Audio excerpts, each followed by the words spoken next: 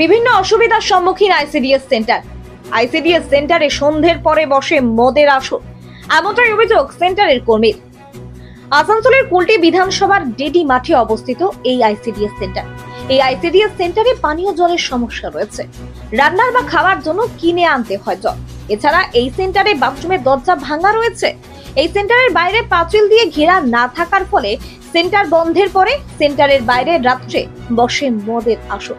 সকালে সেন্টার খোলার সময় তাদের মদের বোতল, গ্লাস, পাতা পরিষ্কার করতে হয়, এমনটাই অভিযোগ করছেন সেন্টারের কর্মী। নেই কোনো বিদ্যুতের ব্যবস্থা, ফলে গরমে অসুবিধার সম্মুখীন হতে হয় বাচ্চাদের। এখানে 38 জন পড়ুয়া রয়েছে। 22 থেকে 25 জন পড়ুয়া বাচ্চা আসেন।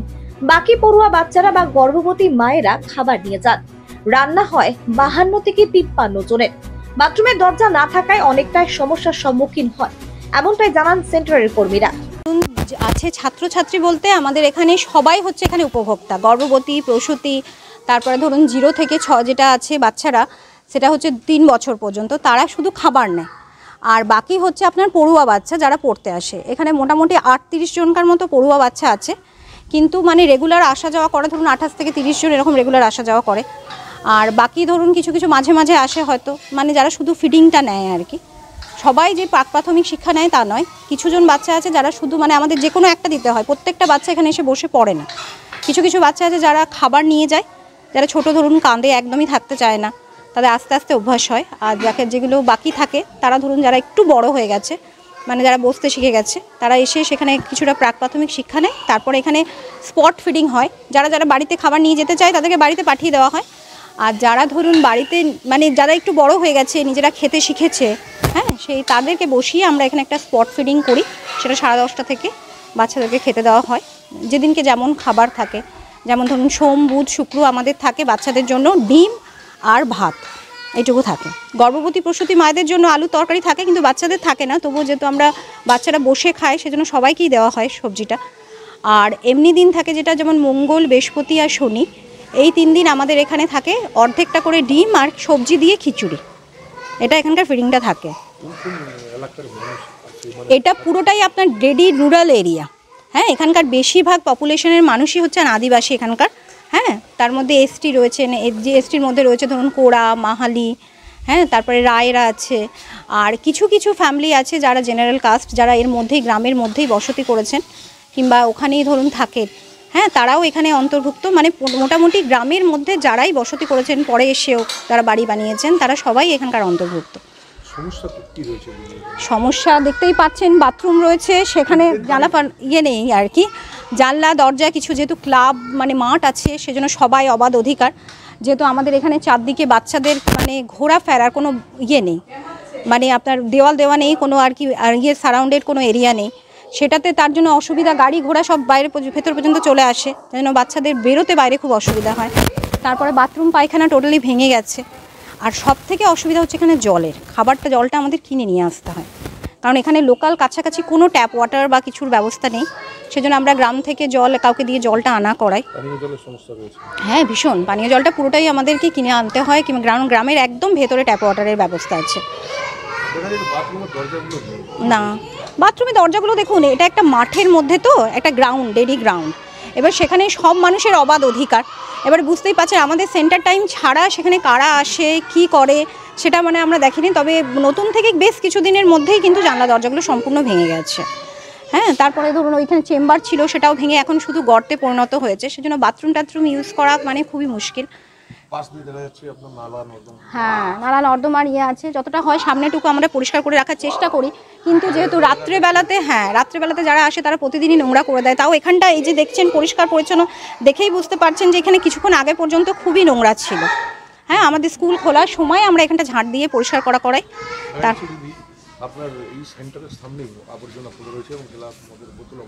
হ্যাঁ, দেখুন রাত্রেবেলা এখানে কি হয় সেটা বলা যায় না, যেহেতু ঘেরা এলাকা নয় আর কি। হ্যাঁ, পুরোটাই খোলা। তবে রাত্রেবেলা কারা আসে বা সেটা আমাদের দেখার মধ্যে পড়েও না। তবে দেখি, কারণ যেহেতু অবাধ অধিকার, তারপরে সামনেই আপনার রোড রয়েছে, সেখান থেকে দাঁড়িয়ে থাকে, ধরুন লরি টরি দাঁড়িয়ে থাকে। এবারে কারা করেন জানি না, তবে প্রত্যেক দিন রাত্রের বেলাতেই কিছু থাকে, যেমন এখানে দরজা গোড়াতে পর্যন্ত থাকে। ওই মদের বোতল টোতল ভাঙা, তারপরে কাগজপত্র যা যা খেয়ে আসে, অনেক সময় খাবারের প্যাকেট, হ্যাঁ সেটা প্রত্যেক দিন আমাদের করতে হয়। যতটা পারি আমরা দূরে ফেলে দিই ধরুন, কারণ যতটা সম্ভব, কারণ প্রত্যেক দিন একজন শুধু হেল্পার আছেন, মানে রাঁধুনি, তাকে রান্না বান্না, বাচ্চা সামলানো, প্লাস এই পরিষ্কার ঝরিষ্কার সমস্ত কিছুই করতে হয়। হ্যাঁ, অসুবিধা বলতে জানানো হয়েছে মাঝে মাঝে, আপনার কর্পোরেশন থেকে এসে করে দিয়ে, বড় এরিয়াতে সেটা কন্ট্রোল করা আমি বুঝতে পারছি, কারণ যেহেতু ঘেরা, যতক্ষণ পর্যন্ত না জায়গাটা ঘেরা হবে ততক্ষণ পর্যন্ত জানিয়ে কোনো অসুরা হবে বলে মনে হয় না। যদি বাউন্ডারিটা হয়ে যায় স্কুল বাউন্ডারি, তখন জানানো যেতে পারে যে স্কুল বাউন্ডারির মধ্যে এটা হচ্ছে না। পুরোটাই প্রতিবাদ করতে গেলে তো অসুবিধার মুখে পড়তে হবে। হ্যাঁ, প্রতিবাদ করতে গেলে সেটা অসুবিধার মুখে পড়তে হবে, সেটা তখন দেখা যাবে যতক্ষণ না স্কুল বাউন্ডারি নেই। ধরুন আমাদের এটা পুরোটা ভেস্টেড এলাকা, এবার এখানকার পুরো পোর্শনটাই ভেস্টেড, সেখানে আমরা জায়গাটা থেকে আমাদের এখানে স্কুলটা হয়েছে। এবারে সেই এলাকার মধ্যে আপনার কতটা জায়গা আমাদের মধ্যে অকুপাই করা বা কতটা জায়গার মধ্যে আমাদের একটা বাউন্ডারি হবে, সেই বাউন্ডারিটা যতক্ষণ পর্যন্ত না হচ্ছে আমরা সেখানে কোনো প্রতিবাদ জানাতে পারছি না যে হ্যাঁ আমাদের এই বাউন্ডারির মধ্যে এগুলো হচ্ছে বা এগুলো উচিত নয়। ইয়েতে অফিসে জানানো হয়েছে যে এরকম যখন আমাদের আসে যে রিপেয়ারিংয়ের ব্যাপার আছে, কিছুদিন আগেও ওনারা সমস্ত বাইরের ঘরের ছবি নিয়ে গেছেন, কর্পোরেশন থেকেও এসেছিলেন, এনারাও যে চেকিং আসেই আমাদের, আপনি আমাদের ভিজিটার্স কপি দেখলে বুঝতে পারবেন। তবে এই সেন্টারের পাঁচিল হয়ে গেলে সুবিধা হবে। সপ্তাহে সোম, বুধ, শুক্রবার বাচ্চাদের জন্য মিলে থাকে ডিম ভাত এবং গর্ভবতী প্রসূতি মায়েদের জন্য থাকে আলুর সবজি, কিন্তু বাচ্চাদের থাকে না, তবু বাচ্চারা বসে খায়, তাই সবজি তাদেরকেও দেওয়া হয়। মঙ্গল, বৃহস্পতি, শনি মিলে থাকে অর্ধেক করে ডিম আর সবজি দিয়ে খিচুড়ি।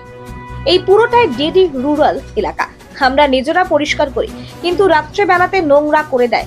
রাত্রেবেলায় কারা করে আমরা জানি না। সকালে প্রত্যেক দিন পরিষ্কার করতে হয় আমাদের। সামনের দরজার গোড়ার মুখে মদের বোতল, গ্লাস, কাগজপত্র পড়ে থাকে, আমরা পরিষ্কার করি। তবে যদি এটা পাঁচিল দিয়ে ঘিরে রাখা হয় তবে অসুবিধা হবে না। রান্না হয় 52-53 হয়, আর বাচ্চারা আসে প্রায় 38 জন পড়ুয়া বাচ্চা আছে, কিন্তু মোটামুটি 22, 23, 25 এমনি আসতেই থাকে। আর বাদবাকি বাচ্চা সব কেনে খাবার নিয়ে যায়, আর গর্ভবতী মারা খাবার নিয়ে যায় কেনে, আর 22-23টা বাচ্চা পড়ুয়া বাচ্চা বসে খায়, পড়া হয়। সমস্যা আছে কিনা, জলের সমস্যা। জলটা একটু ব্যবস্থা আমাকে কিনে নিতে হয়, আমার রান্নার কাজ তো আমাকে জলটা কিনে নিতে হয়, ওইটাই হচ্ছে সমস্যা। হ্যাঁ, পানীয় জলের সমস্যা। ওই জলটা সুবিধা হলে একটু ভালো হয়, আর লাইনের ব্যবস্থা করে দিলে একটু ভালো হয়। গরমের দিনে না, ওইটা না, গরমের দিনে বাচ্চারা বসে খায় তো একটু গরম থাকে, তাড়াতাড়ি খাবার দিই 10:30টায়, তো খাবারটা গরম থাকে, একটা অসুবিধা হয়। হ্যাঁ, বাথরুমে ওই দরজাগুলো ভেঙে দিয়েছে, ওইগুলো ওইটাই তো বলতে পারছি না, এখানে কি জানি বাইরের লোকেই হবে, গ্রামের তো হবে না, গ্রামে তো বাচ্চারা আসছে